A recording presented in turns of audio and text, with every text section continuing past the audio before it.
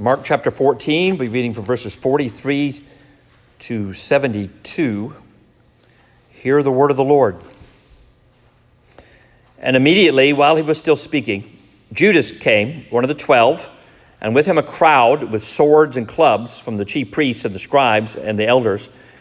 Now the betrayer had given them a sign, saying, "The one I kiss is the man. Seize him and lead him away under guard." And when he came, he went up to him at once and said, "Rabbi," and he kissed him. And they laid their hands on him and seized him. But one of them who stood by drew his sword and struck the servant of the high priest and cut off his ear.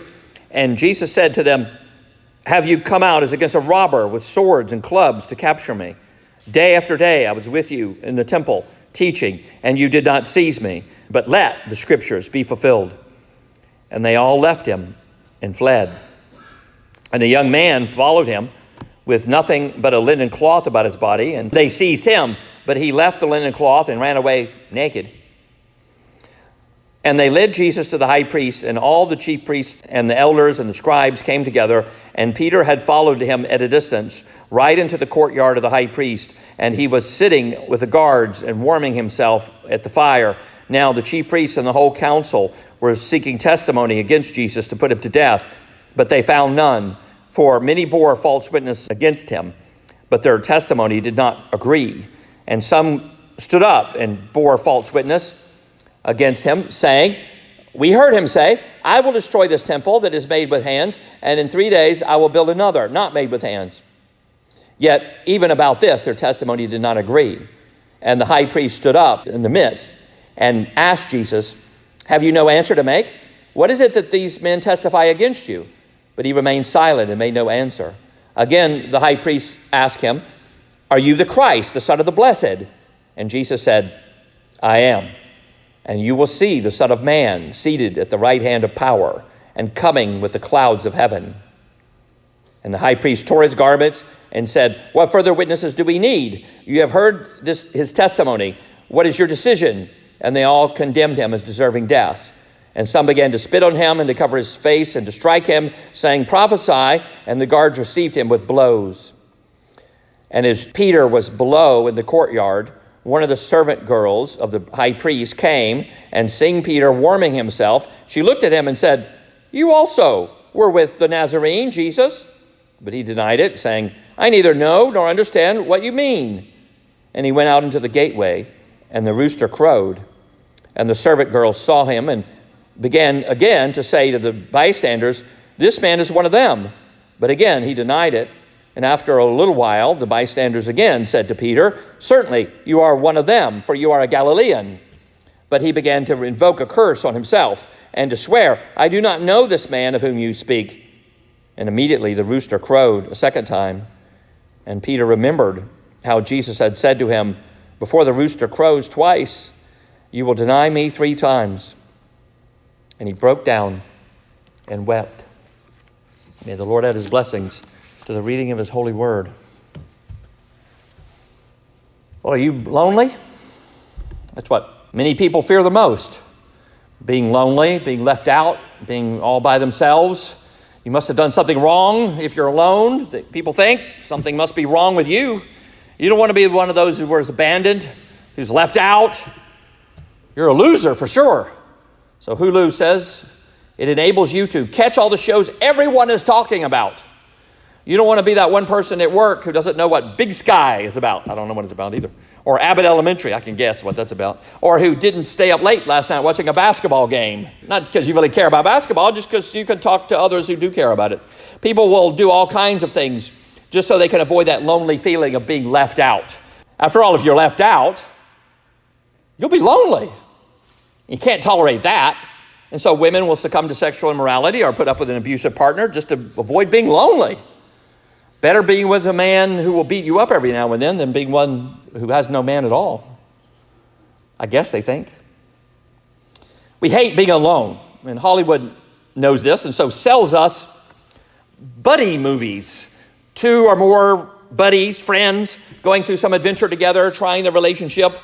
But they'll eventually all stay together through it all. The fellowship of something, maybe a band of brothers going through war together. And in the long run, people find the band of brothers more interesting than the war. The Lethal Weapon movies were all about the relationship between the cops, more than the crimes they solved. The Toy Story movies were more about the friendship of Woody and Buzz Lightyear than whatever they were facing. The 90s TV show Friends was obviously about the friends. And really, almost all TV shows are. And people will pay to see friends stay together through thick and thin because they see so little of it in real life. And real life, often people think, if I have to be alone, I have to be lonely for a while. My husband has to go into the army and leave me by myself for a year or so. If my wife or husband isn't going to go with me to church, if I have to be by myself, I'm out. No bond holding us together. And so we have an epidemic of people feeling betrayed by spouses, maybe by parents, especially by fathers who leave their kids to go have fun somewhere else. I saw just a couple of weeks ago an interview with Gene Hackman, who recently died. And the interview was done when he was like in his 70s or 80s maybe. And he talked about how his father left him when he was 13. His father left the house and just drove by as he was playing with his friends out in the street and just nodded and never saw him again. He started crying, choking up. He said, well, it's only been 60 years. There was no bond holding him to his own children, so people feel betrayed. Or maybe friends who you thought shared your passions, your commitments, your zeal for what you thought held you together, a blessed tie that binds. You had loyal friends who would be your friends forever, you thought. But then they betrayed everything you thought you shared. As C.S. Lewis wrote, we laugh at honor and are shocked to find traitors in our midst. Being alone isn't the worst thing that could happen to you.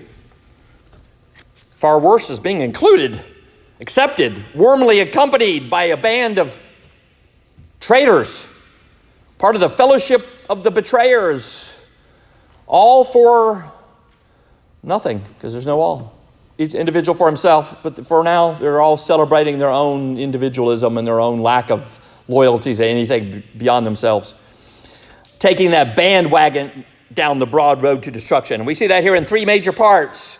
First, the fleeing. Second, the trial. And finally, the denial. Just a few hours earlier than this, all of Jesus' disciples have been pledging themselves that they will die with him, that they will never deny him, they will stay with him no matter what happens. They were a band, so it seemed, of loyal, loving, faithful, inseparable brothers, like the Three Musketeers, all for one, one for all, except there were 13 of them, and they were really all for Jesus, but one was away running some errand for a while. They don't know what that was about, but he was away doing something, but they were all loyal, bound together, right? And you'd love it if this were a buddy movie, a fellowship of the kingdom, staying together through thick or thin, on their way to some great crusade, bringing God's kingdom on earth into Israel, a band of disciples fighting the good fight together, the 12 disciples with the motto, all for Jesus, and Jesus for all, I guess they would think. But Jesus tells his drowsy disciples in verse 42, the verse just before what I read, rise, let us be going. Now, Jesus knows where he's going, and the disciples pledged with passion that they would go with him wherever he went. They would not leave him, but we'll see where they go. See, my betrayer is at hand. Probably a pack of men, torches. It's at night, it's dark, but you could see the torches heading their way. See, there he is. The one at hand is one of the band of brothers, one of the fellowship, one of the 12 disciples who they thought was just out on some errand, except the errand was to betray Jesus. Now he's here, Judas. And we're reminded he's one of the 12 in verse 43. And you can look over that, one of the 12, and think, well, yeah, I knew that already. What are you telling me that here for? We've known that from the first time he was named. Why are we reminded that he's one of the 12? Not because we forgot, but because it's incredible. That anyone, especially Jesus, would be betrayed by one of his closest followers is incredible. It's as if Abraham Lincoln had been assassinated by one of his own cabinet members, by his Treasury Secretary. That would be incredible, wouldn't it? Treasury Secretary takes out a pistol at a cabinet meeting and shoots the president. That would be just astounding. instead of what really happened, a stranger, an actor who supported the enemy. It's as if John Kennedy had been shot by one of his own generals, rather than what really happened, a communist sympathizer who had defected to the Soviet Union and come back. It's incredible. Judas, one of the 12, betrayed him. He's being followed by a crowd armed with swords and clubs, sent from the Sanhedrin, the 70 men, 70 rulers of Israel, who made up of chief priests and scribes and elders. Now in verse 44, Judas, one of the 12, can you believe it, is the betrayer. Now, unlike today, they wouldn't have television or photographs, posters saying, wanted with a mugshot, so that you would know what the person, the suspect, looks like, or the person they're looking for. So they would need someone to point out which of these who was Jesus. And Judas does that. He does it with a sign, the chosen sign, the kind of sign a betrayer would choose. He'll kiss him, usually a sign of affection, of warm greeting for a friend. The one I kiss is the man, seize him, and lead him away under guard. Notice that Judas expects Jesus to be defended. You notice that? Lead him away under guard. Assuming that the disciples, they're going to try to fight to get Jesus. That's what Judas is expecting. They're going to put up opposition. There's going to be a ruckus. And so Judas especially instructs the men with him to lead Jesus away under guard, expecting that the other disciples would mount some kind of violent opposition, an attempt to get him back. Even Judas, the betrayer, overestimates the courage of the disciples, the strength of their bond, of the ties that hold them together. Even the traitor himself expects the others to have more loyalty than they do, more courage than they do. And so Judas goes right up to Jesus, calling him by a term of respect. Rabbi means master, teacher. He's keeping up the front of being a disciple right up until the end. He kisses him, probably, we assume, on both cheeks, as they would greet a friend in that culture. The soldiers and the guards with Jesus then pounce. He's the one. We saw the sign. Violently, swiftly, grabbing Jesus as the stunned disciples look on. Now what are they going to do? They're a band of brothers. It's the fellowship of the disciples. Surely they're going to rescue him, right? Now the ties that bind the disciples to Jesus are tried. Remember, not long before, just a few hours, couple hours maybe, they were boasting, they were pledging, they were vehemently, passionately vowing that even if they have to die with Jesus, if we have to die with you, Jesus, if it costs me my life, we will never leave you. Every one of them said that. And now there's the test of reality. One of them in verse 47, the Gospel of John tells us is Peter, drew his sword, and he was going to put up a fight, it appears. Well, he kind of started. He took a swipe at the enemy. I assume the enemy closest to him was a servant of the high priest. And the servant dodged, but didn't quite manage to get all the way out of the way before Peter sliced off his ear. Now here in Mark, Jesus puts an end to that by noting in verse 48 and into verse 49, have you come out as against a robber? Talking to the men coming to get him. Against a robber with swords and clubs to capture me? Day after day, I was with you in the temple. You did not seize me. In other words, you're acting in stealth, in secret here in this garden where there's no crowds because of your own cowardice. You're not willing to do this in front of the crowds where people might criticize you. But let the scriptures be fulfilled. The prophets, like Isaiah in chapter 53, prophesied of a servant of the Lord who would be despised and rejected by men. What kind of prophet is that? Servant is that? Someone from whom men hide their faces, again despised, and we esteemed him not. In other words, we didn't look up to him. Someone who is going to be alone. Someone who's rejected, cast out. Are you willing to be alone with him? If you think being alone is always a sign of failure, something wrong, anyone who's rejected, who's despised, cast out, he's done something wrong. He's a failure. If you assume that, you're not going to go with Jesus. Let the scriptures be fulfilled. He is wounded for our transgressions, crushed for our iniquities. The chastisement that brings us peace is on him. and with his stripes we are healed. At least one of them will fight for Jesus. But that's not what he said he would do. They said they would die for Jesus. Now, it's not hard to find people who are willing to kill for a cause. Sling a sword, or shoot a gun, or drop a bomb. There's a lot of people out there that are willing to do that. The hard part is finding people who love so much that they're willing to die. The disciples said they would. Well, now's their chance.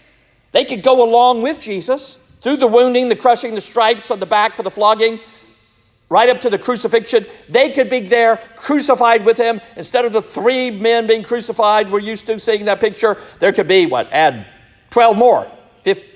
Do my math? 15, right? They said they would do it. Will they? Now, they can't bear our sins, but at least they can keep him company right up until the end when he does. He does not have to be alone. If only they will keep their commitment. They said they would. They pledged it passionately, vehemently, just a few hours before this. Now, what about that band of brothers? That fellowship? It falls apart because each of them loves something more than the fellowship, even more than Jesus, the center of the fellowship. One of them loves money, and the other just love their own skins. What do you love more than Jesus? What do you love that if you were faced with a choice, you had to choose one or the other, between Jesus and that other love, whatever it is, that you'd go with that other love? What do you love more than Jesus? Is it money? You've got to make more money, and you have your reasons, of course. You got bills to pay, you got a standard of living to keep up, and you have a kid you want to put through college. And 30 pieces of silver might go a long way toward helping with that. Or maybe it's a relationship. I mean, you can't be alone. You're not actually asking people to be alone for Jesus, are you? Sometimes. A few years ago, we had a lady who was attending here with us for a while. She even came on Wednesday nights. Sure sign of commitment. She was a pleasant, nice lady. But she was living with a man out of marriage. And she eventually met with Mary and explained that she knew it was wrong. She said she was a Christian. She knew it was wrong. But, she said, I can't be alone. Some Christians have to be alone, at least on Sunday mornings, because they are Christians. They get converted, maybe after they were married, and the husband or wife then doesn't. And so they go to church by themselves for a few years, maybe for the rest of their lives.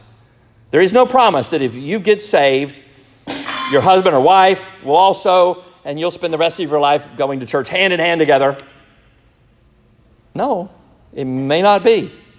Sometimes being a Christian means having to be alone, at least on the way to church. We hope you don't feel lonely while you're here.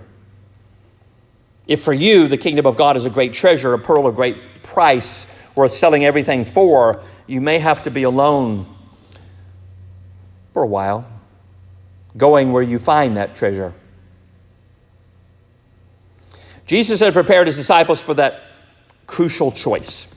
He had told them clearly that they were to be his disciples. When that crucial choice came, they had to choose him. They had to hate their own fathers, their mothers, their children, even their wife, for women, their husband. That didn't mean having a revulsion toward them, just feeling disgusted by them. They didn't want anything to do with them. It meant that when that crucial choice comes and you have to decide between following Jesus, even if it brings problems in the family and criticism, maybe even being alone for a while, or not being alone, going along with the bandwagon, maybe the family, and having the companion, making him or her happy, but you've walked away from Jesus. If you have to make that crucial choice, being a disciple means you choose Jesus alone. That's taking up your cross and following him. Jesus has told these disciples already, probably many times, that if they are really going to be his disciples, it will mean doing that. Maybe they were like people in this culture here. So much religious talk. So many people then think it's all just talk. So when the time comes to actually do it, they evaporate. Like these disciples here.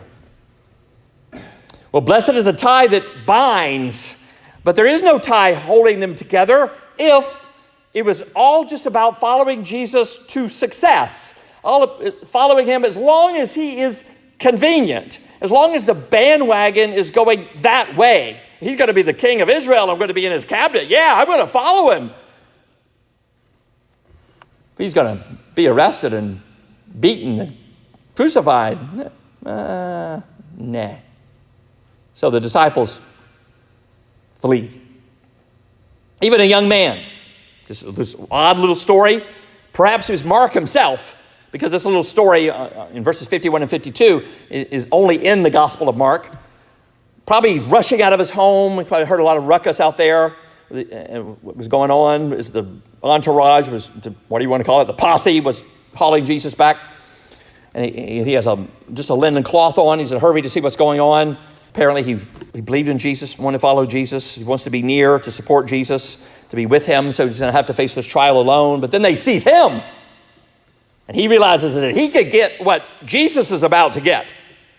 That all that talk about taking up your cross that Jesus talked about, that was not just an exaggerated metaphor about the horror of enduring long sermons. Now, that Jesus really does call us to share his sufferings. And so, like the disciples, this young man, maybe Mark, he flees. They grab him by the clothes, and he wiggles free, leaving them holding his linen garment, running away naked, like Adam in the garden, naked and ashamed. Nakedness in Scripture is a sign of defeat and shame. Enemy conquer a city, they would haul captives away, mostly naked. And so he flees, defeated, leaving Jesus alone. Are you willing to be alone with Jesus? How does it mean being alone with him on trial? Second, the trial. Jesus, the judge of the whole world, is on trial. Starting in verse 53, they take him to the high priest, where the chief priests and the elders and the scribes were gathered. They technically, by their own rules, were not supposed to have trials at night. It's a sign of doing something sneaky, something nefarious. But they'd probably get around that by unofficially, doing the trial unofficially in the dark, get their evidence together, their story straight, and then when the first light of dawn appears, bang the gavel, court's now in session, immediately guilty, announce their verdict, death. So Peter followed at a distance. He was on the bubble, in that gray area. Notice he follows at a distance. He's following, but it's at a distance. So it can't be grabbed like that young man in the linen garment. Part of him still wanted to make that stand that he said he would make. He was willing to kill for Jesus. He's already proved that, but he's not sure yet if he's willing to die for him. Well, he'll see what happens. He follows Jesus right into the courtyard of the high priest. So he is literally surrounded by the enemy. He even huddles around a fire with the same guard. You imagine a fire pit. And they're all warming their hands like that on a cool night. But they're the same men that he's now surrounded by who had apprehended Jesus. And nearby, inside, Jesus is on trial. Of course, it's not really a trial. Trials are supposed to be about seeking justice, looking for the truth, open to the evidence no matter where it leads. But this is a show trial. This is sham. They had already in verse 55 decided that they would put Jesus to death. But they weren't able to find anything against him. So this is all about looking for an excuse to do what they've already decided to do. Many bore false witness against him. Notice in verse 56, there was no shortage of men who they could find to accuse Jesus of this or that. They have a lot of people coming forward to help him out with false accusations. They couldn't get him to match. If you think being alone and being despised is a sure sign that someone has done something wrong, you're going to think Jesus is wrong. They had one problem, even with their show trial. For testimony to be accepted, two witnesses have to agree. So all their made-up accusations weren't corroborated. But if you did remember something like Jesus said, I will destroy this temple. Jesus said, I will destroy this temple that is made with hands, and in 3 days I will build up another, not made with hands. But because they mangled that, they still couldn't get it to agree. Jesus had actually said in John chapter 2, verse 19, destroy, implicitly, you destroy this temple. He's talking about his body, by the way. And in 3 days I will raise it up. So they are at a dead end in their show trial. They can't get even their false accusers to corroborate each other, and so they have nothing to charge him with. And so the high priest himself, Caiaphas, stands up and decides to try to elicit something from Jesus that will allow them to kill him. That's their predetermined result of this show trial. In verse 60, have you no answer to make? Well, to what? They're all false accusations. They can't even get them to match. What is it that these men testify against you? But Jesus remained silent. There's no reason to comment about false accusations that they can't get to corroborate. So they can't even use them. Now, exasperated, the high priest asked Jesus directly in verse 61, are you the Christ, meaning the anointed one, the Messiah? Are you the Christ, the Son of the Blessed? Now imagine, they have not been able to find anything to pin on Jesus. The sham trial is about to fall apart. Would they have to let Jesus go? And so a last desperate question. Are you the anointed one? Means the king from the line of David who brings in God's kingdom on earth. Now what if he just stays quiet? You can't get him to say anything. Or what if he just thinks of some clever, evasive answer? I'll tell you. I'll answer that question if you tell me about the baptism of John. Right? He's outmaneuvered them all week long as they try to trap him with trick questions. He could do it again. It's easy. It'd be easy for him to wiggle out of this. But instead he says point blank, verse 62, I am. And you will see the Son of Man, me, seated at the right hand of power and coming with the clouds of heaven. So he says, yes. He says, I am the one in Daniel chapter 7. Remember Daniel 7? Son of man, not like the beast.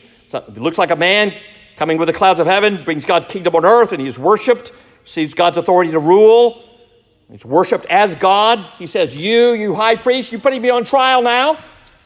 You will see me seated on a throne judging you.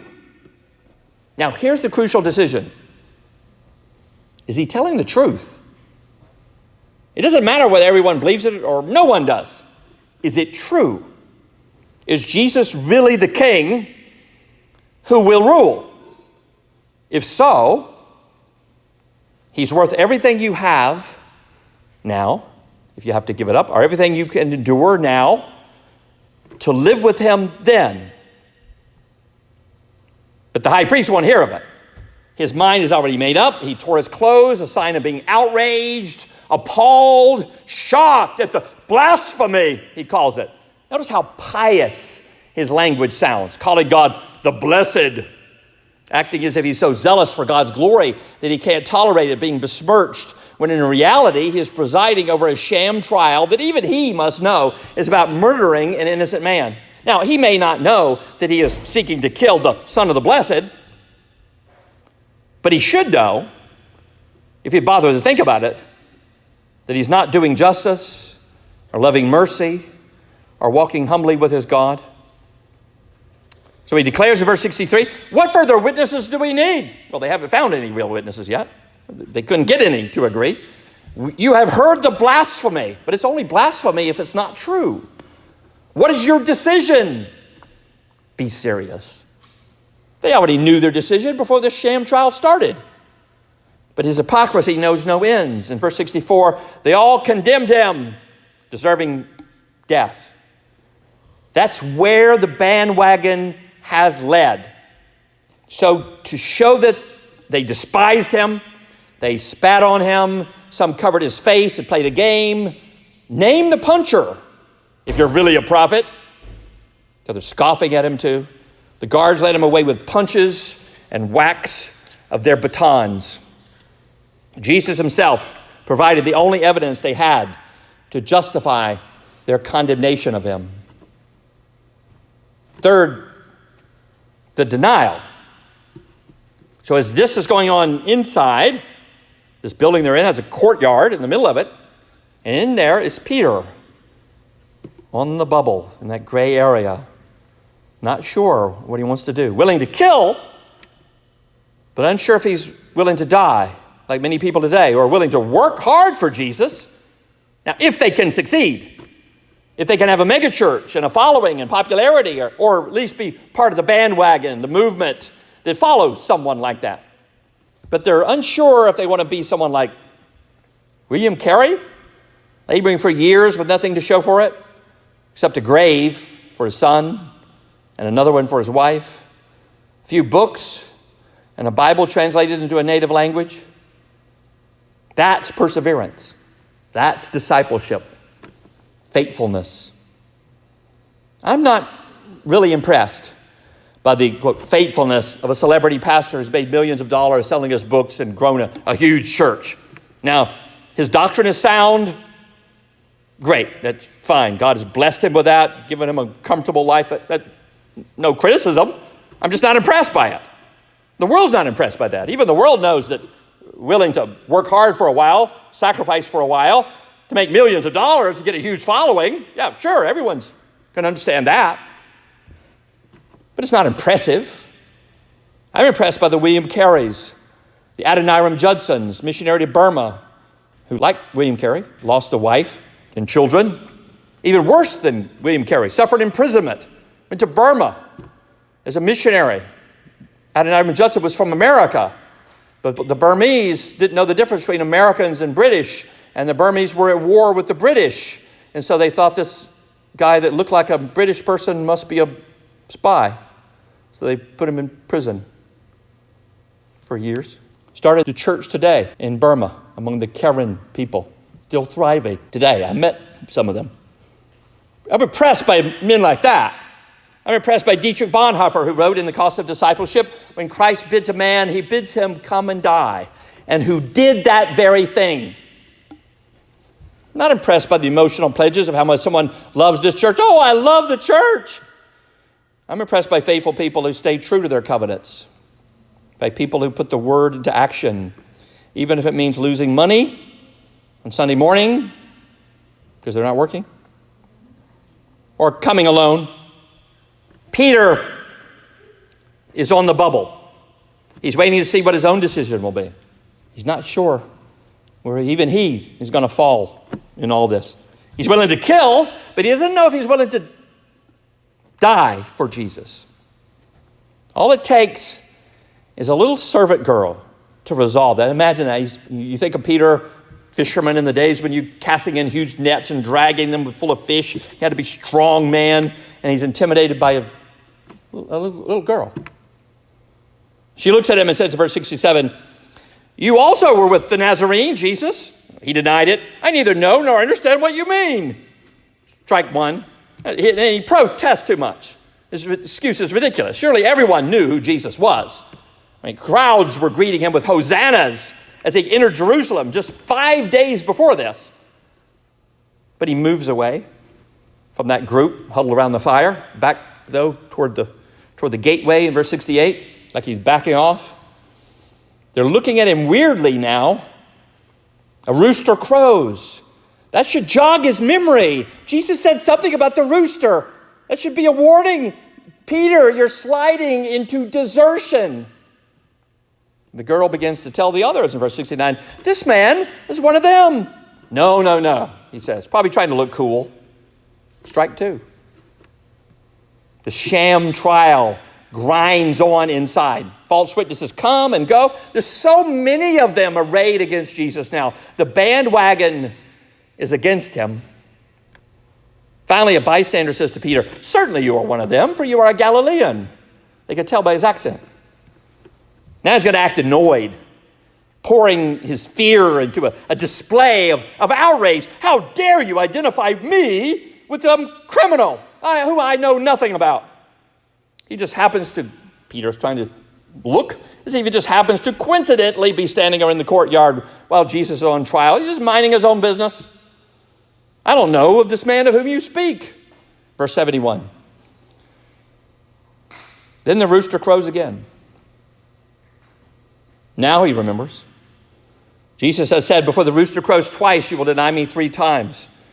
3 strikes. He's out. He's deserted Jesus. He's denied him. He wasn't willing to be with Jesus if it meant suffering. He said he would do it, but when it came to actually doing it, he wouldn't. Not here, not yet. He's not the man he thought he was. And seeing that, he breaks down and weeps. And now he's alone. He doesn't fit in the world, but he's denied Jesus. He's alone with the thought of his failure. If he had our songs back then, back in the garden, if he had our songs, he would have been passionately singing, though none go with me, still I will follow. He would have blessed the tie that binds him to Jesus. He would have sung it, cried it with tears. He vowed to die with Jesus rather than to deny him. But he didn't. He failed. He failed when he was alone in a courtyard surrounded by the enemy. The bandwagon was going the other way, and he couldn't stand up against it and say, yes, I'm with Jesus. He said that when he was surrounded by friends, but he couldn't do it alone. Meanwhile, Jesus is alone too. He's facing these accusations in a kangaroo court all by himself. He's alone, being spat on, he's mocked, uses a punching bag, battered by rods, and he too hears the rooster crow, and he knows that means that the one who had just earlier told him with passion and love and vehemence, though they all fall away, I will die with you. I will not deny you. And now Jesus knows, with that rooster crowing the second time, that the fellowship failed. The bonds broke. The disciples were not for him. That he is utterly and completely alone. In our place, alone he stood. Following Jesus will not mean following the crowd. The bandwagon is going the other way. If you think you can follow Jesus, you think you can follow him through anything, through giving money, going to church services in a gym, long sermons, sacrificing time, driving a van to pick up disrespectful kids. But the one thing you won't do, the one thing you can't do, is be alone. You haven't begun to follow him. The fellowship of his sufferings may mean the fellowship of his aloneness. But you can be alone and not lonely, because even if you have to taste the fellowship of his aloneness, you have fellowship. And so you're not really alone. In the end, you will stand before God alone. You don't get into his kingdom on a bandwagon, part of a church or part of a family. You get in because you point to Jesus and say, in my place, alone he stood. You get in because of Christ alone. And one way you show you really believe that is that, like him, like Jesus, you are willing to stand alone, here and now. Are you?